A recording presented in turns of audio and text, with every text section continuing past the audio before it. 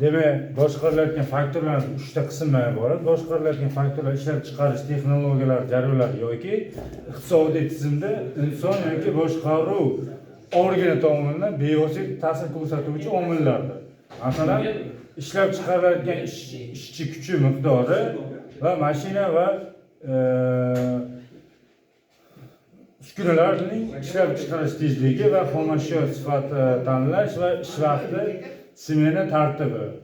Bu faktorlar o'zgarishini orqali o'sha mahsulot hajmi, sifati, darajasi yoki xarajatlar miqdoriga ta'sir ko'rsatuvchi mumkin. Ya'ni shuning uchun ular boshqaruv organlari o'rgatiladi. Ya'ni faktorlar 3 ta qismdan iborat. Asosiysi shu 3 ta asosiy reja bo'yicha ko'p chiqiladi, reja bo'yicha. Demak, nazoratning ikkinchi faktorlari, nazorat qilinadigan faktorlar bu jarayon davomida kuzatib, o'lchab turadigan, lekin to'liq boshqarib bo'lmaydigan omillardir. Masalan, tashqi bozor tartibi, ichki malakasi va uskuna ishonchligi va xomashyo yetkazib berish uzilishlari ular boshqaruv tomonidan nazorat qilinadi. Ya'ni o'sha ikkinchi o'sha faktorimizga tegishli bo'ladi. O'zgaruvchi imkoni va doimiy mavjud emas. O'zgaruvchi faktor. Demak, keyingi uchinchi nazorat qilinadigan faktorimizga qaraydigan bo'lsa, nazorat qilinmaydigan faktorlar bu inson yoki korxona tomonidan ta'sir etib bo'lmaydigan tashqi omillardir. Masalan, iqlim sharoitlari, tabiiy ofatlar va siyosiy vaziyatlar. Ya'ni bozor narxlarining global o'zgarishi, soliq, siyosat yoki davlat qonunchiligining o'zgarishi va bunday faktorlar tizim tariqasida bo'lib, ular faqat prognoz qilinadi yoki ulardan moslashtiruvchi chastotasi ko'riladi. Keyinchisi, ya'ni faktorlarning o'sha o'zgarish darajasi maqsadi talabalarga ishlab chiqarish va boshqaruv jarayonlarida ta'sir ko'rsatuvchi faktorlarning turlari hamda ularning o'zgarish darajalarini o'rganish, boshqarish, tahlil qilish, ko'nikmalarni shakllantirish vazifalari kiradi. Ya'ni faktorlarning mohiyati, ahamiyati tushuntirish, ya'ni boshqariladigan, nazorat qilinadigan va nazorat qilinmaydigan faktorlar farqlash va uchinchisi har bir faktorlarning tizimga ta'sir tahlil qilish, boshqaruv jarayonlarining faktorlarini va o'z vaqtida aniqlash va to'g'ri qaror qabul qilishni o'rgatishdir. Faktorlarning tizimlari mana bo'linib boryapti.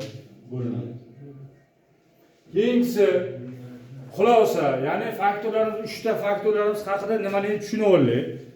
Faktorlarni to'g'ri aniqlash va ularning o'zgarish darajasini bilish va boshqaruv tizimlarining eng muhim shartidir. Boshqariladigan faktorlar natijasida bevosita ta'sir etishi, nazorat qilinadigan faktorlar tahlil qilinadi va boshqaruvni qabul qilib qo'llab-quvvatlaydi va nazorat qilinadigan faktorlar esa tizimga moslashtirishni talab qiladi. Ya'ni shuning uchun har bir boshqaruv faktorlarini tahlil qilib, to'g'ri qaror qabul qilishni o'zgartirishi zarur.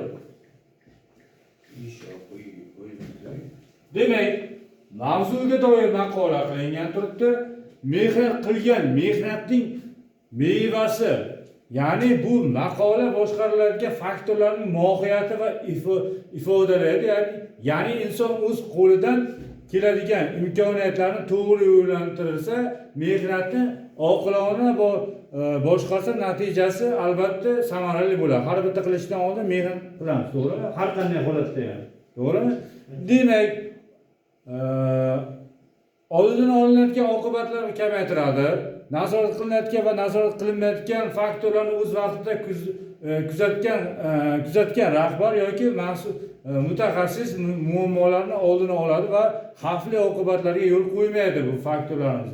Har ishning deyapti, boshi ehtiyot bo'lish kerak. Har bitta qilishdan oldin u yengil ish bo'ladimi, og'ir ish bo'ladimi, farqi yo'q.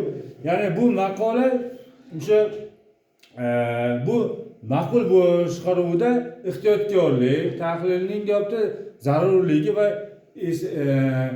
eslatadi. Ya'ni tizimdagi barcha faktorlarni oldindan o'rganib, ehtiyot choralarini ko'rgandan keyin inson har doim muvaffaqiyatli darajada erishadi. Ya'ni faktorlarimiz asosan 3 ta qismdan iborat. Har bitta qilayotgan ishimizni o'ylab, bilib, xulosa qilib, keyin faktorlarga bo'lib chiqib, faktor nimaligini bilib olayotganmiz. Demak, bugungi mavzuimiz aynan o'sha 4-mavzuimiz bo'yicha faktorlar haqida tushuncha berdim. Kimga qanaqa savol bo'lsa, mana masalan berishi mumkin.